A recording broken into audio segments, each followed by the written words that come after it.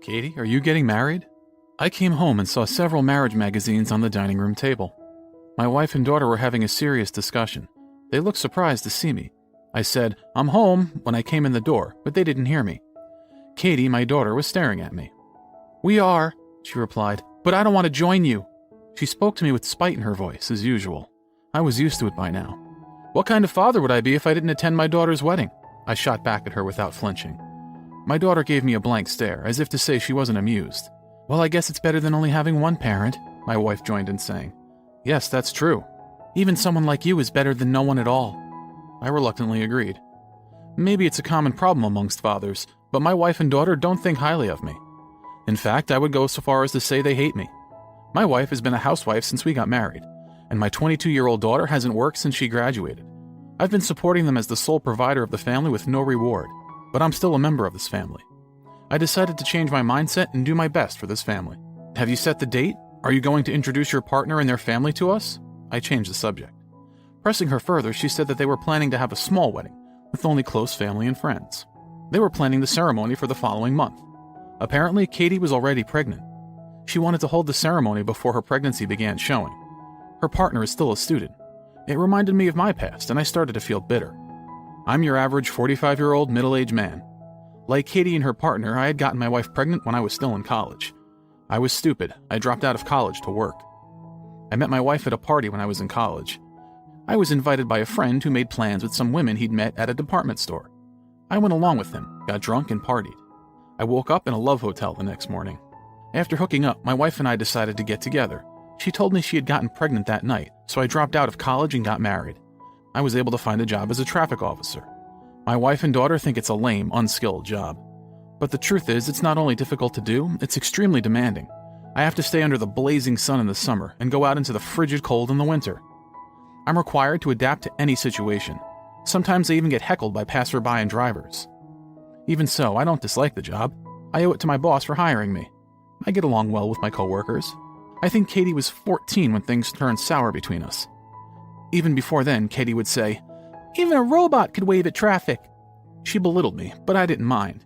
I have a specialized certification for my job. Besides being a paying job, the work is important to our society. My daughter didn't understand that yet because she was still young. I believe that someday she would understand me and my work too. One day, I happened to be assigned to work near my daughter's middle school. I saw my daughter on her way home from school with some friends. I smiled at her and waved. "Katie, get home safe," I yelled out to her. I was just a father waving to his daughter. I thought it was a perfectly normal thing to do.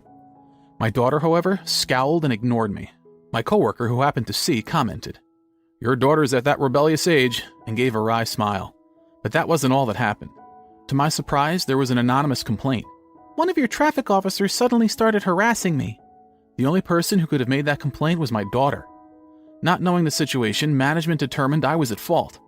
They let me off with a warning, but I was baffled and couldn't accept it. When I got home, I asked my daughter why she did it. But instead of answering, she got mad at me.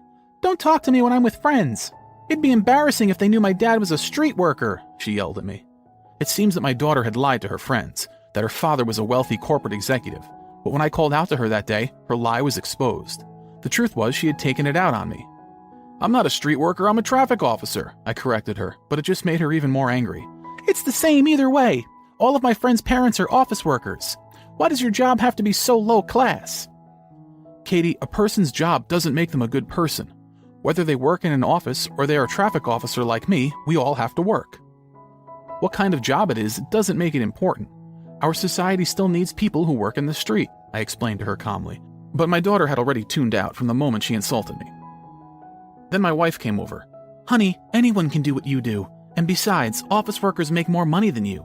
She took my daughter's side. My daughter gloated that she'd won the argument. "See, I told you your job is at the bottom of the food chain." She dug her heels in and insulted me. Both of them ganging up on me started to get under my skin. "Who do you think is paying for this house?" I snapped at them, and my wife shuddered.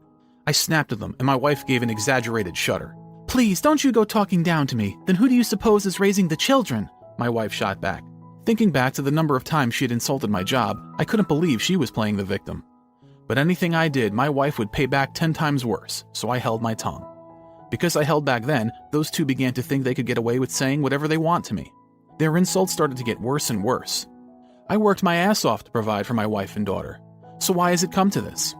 My wife just keeps hounding me with, "Go make some damn money." I was thinking of taking a long-term position that was far away but more lucrative. My wife told me, "I'll stay at my parents' place while you're away, so we'll be all right." My wife and daughter ended up staying at their parents' home, until my wife's brother wanted to move back in and kick them out. My wife treated me like some relative who just comes to visit sometimes. My wife's parents saw logic and sided with me. They scolded her to treat me more like an actual husband, but my wife's attitude didn't change. Days and months have gone by. My daughter has grown up just like her mom, always insulting me. Recently, if I take even a little extra time to get ready in the morning, my wife starts harassing me. "Come on, get to work. Time to get your useless ass out of the house." My daughter joins in saying, "Smells like ass. You sweat so much our whole damn house stinks. Get out already." It feels like I'm going to get kicked out of the house. I gave up trying to defend myself and just left. My daughter's wedding was already next week. Soon, my daughter would be living with her husband, so some of the burden would be lifted from me. That was my reason for looking forward to her wedding. But that day, things suddenly took a turn for the worst. While I was at work, I saw my wife out walking, holding hands with a man in a suit. They were far away, so I couldn't see the man's face, but I'm absolutely sure it was my wife. If they were just walking together and not holding hands, I would have thought it was just a passerby who happened to ask for directions. But that wasn't the case. They were clearly being clingy as if they were in a relationship. I'm so perceptive, I knew it right away. My wife was having an affair. I felt my face getting hot. On top of treating me so cruelly, she was dating another man. It made me even more upset to see her with a man in a suit. The reason she'd put me down for doing a working-class job was because she was dating a man with a cushy office job instead. It made my blood boil. I would never forgive her. I decided to get proof of her affair. As excited as I was, my anticipation soon turned to worry. My entire salary went to my family, and I had barely anything left. I was far too short on money for a detective or a lawyer. I was still at work, but I desperately started thinking about what I should do. By the time my shift ended, I had thought of an idea. I started to act immediately. First, I reached out to my coworkers to ask for their help. My coworkers each work at different locations, so I mostly got in touch with the ones who work close to my house. I sent them photos of my wife and told them to contact me if they saw her. Then I went to buy a certain something that even I could afford to set up. A few days later, I got a text. It was the very day before my daughter's wedding. The message came from a downtown traffic officer. He got a clear photo of my wife and her partner. He told me that after that, they went into a hotel together. When traffic officers are at work, we don't usually have time to take photos, so I had reached out to some other workers as well. They were able to track my wife while they were on lunch break. I was grateful to my coworkers, but also conflicted. The next day was my daughter's wedding. I was disappointed that my wife was still having an affair right up until the wedding. My daughter's image flashed to my mind. I was certain of my wife's affair, but I wondered if my daughter knew about it. But I forgot about those worries as soon as I saw the face of my wife's partner. My daughter has long fussed over her naturally curly hair, but then I noticed that the man in the photo had curly hair too. Not only his hair, even his face was so similar to Katie's. No matter how I look at it, he must be her father. My daughter doesn't look anything like me or my wife, but my wife said that she looks like her grandfather, so I believed her. If we did a DNA test, I could find out for sure, but I could tell even without scientific proof. My wife's affair hadn't started today or yesterday. She must have been cheating on me all along. Although I was shaken by the realization, I was also somehow relieved. The reason I didn't leave my wife, despite her continuous insults, was because of our daughter. Since she was a baby, I had believed she was my daughter and raised her as my own. No matter how much she hated me, I believed that she was my flesh and blood, so I always held back. But now I don't have to. That's why I felt relieved. After my shift ended, I went to see a lawyer. My company's lawyer had heard about my situation. He told me to come as soon as I had gathered proof. Coincidentally, the lawyer had also recently divorced his wife. It turns out she was only with him for the money. "I'll get you a win no matter what," he told me. His words gave me motivation. Maybe the lawyer is mixing in his personal grudge with my case, but regardless, I'm grateful. It had gotten late, so I returned home. "You're so late," my wife yelled at me. Normally, she never cares no matter what time I get home, but since the next day was our daughter's wedding, she seemed to be on edge. My wife had no idea that I had gotten proof of her affair. As always, she spoke to me harshly. "If you oversleep and you're late tomorrow, I'll never forgive you." She got real close and pointed her finger. I was tired, and so I snapped. "You better watch your mouth. I'm the one who's not going to forgive you for what you've done." Well, what are you talking about? Don't take that tone with me." Maybe my wife didn't expect I would talk back to her. She flinched a little. Once I'd started, I couldn't stop myself from saying the rest. "I know that Katie isn't mine," I said, and showed my wife the photo. My wife looked shocked for a moment. "That's all in the past. What's the point of bringing it up now? Tomorrow is Katie's wedding day," she said. "Of course it still matters now."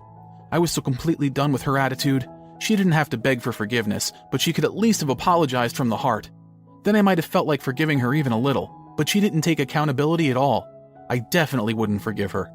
My wife was making such a racket that my daughter woke up. "What are you all screaming about at this hour? How am I supposed to get my beauty rest for the wedding?" she yelled at us. My wife and daughter only think of themselves.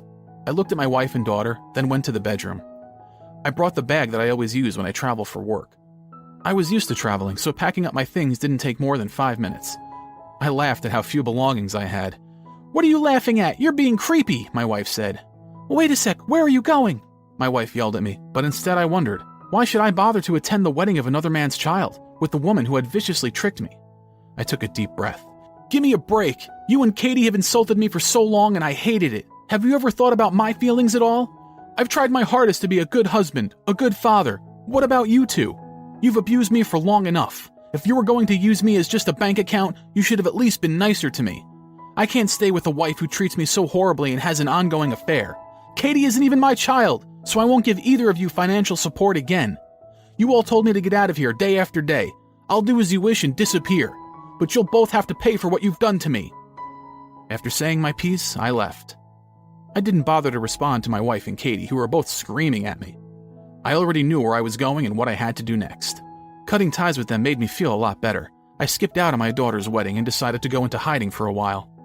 The next day, I got several calls to my cell phone, but I didn't answer a single one. My wife and daughter left message after message insulting me, and sent me texts saying such horrible things I couldn't even bear to read them. For a while, they kept saying, "We'll never forgive you," and "We'll sue you for what you've done." But as time passed, the messages changed. My wife texted me, "Please come back, I love you." I burst out laughing when I saw that. She finally seemed to get it that I wasn't coming back, but it was too late. The CEO of my company had let me stay in company housing, and I was preparing to sue both my wife and her lover. On the day that I caught my wife's affair, I had put something in our house. It's a wiretap. I don't have much disposable income. I can't afford a private investigator, but I knew my wife and daughter would talk behind my back when I wasn't around. All according to plan, the conversation with my wife and daughter was recorded perfectly. Apparently, Katie already knew that I wasn't her father. "Let's invite my real father to the wedding," she said. "Take this chance to ditch that old man and marry my real dad," my wife told her. "I can't, Katie. He's already married and lives with his in-laws. He doesn't love his wife at all, but his father-in-law is an executive at the company he works at. If he ever breaks up with his wife, he'll be forced to quit and he'll go broke." My wife got upset and said, "If he only hadn't found out I was cheating." "Katie, you've got to be careful not to get found out either," she warned Katie. My daughter didn't seem concerned. "I wouldn't screw up like that. He loves me too much to doubt me." She laughed haughtily. I was shocked. I couldn't believe Katie had also deceived me, just like her mother. My wife and daughter had exposed themselves, and so I had proof for the divorce proceedings and the trial to get compensation for the affair. Both went in my favor from start to finish. The results of my daughter's DNA test showed that she really was the child of my wife's illicit lover. Her lover was the son-in-law of a certain company executive. He had worked at his father-in-law's company, but lost his job because his wife divorced him. He got what was coming to him. I contacted Katie's husband's family. I had them listen to the recording from the wiretap. As soon as they heard it, Katie's husband filed for divorce and sued her for damages. Katie came after me, yelling at me that I'd ruined her life.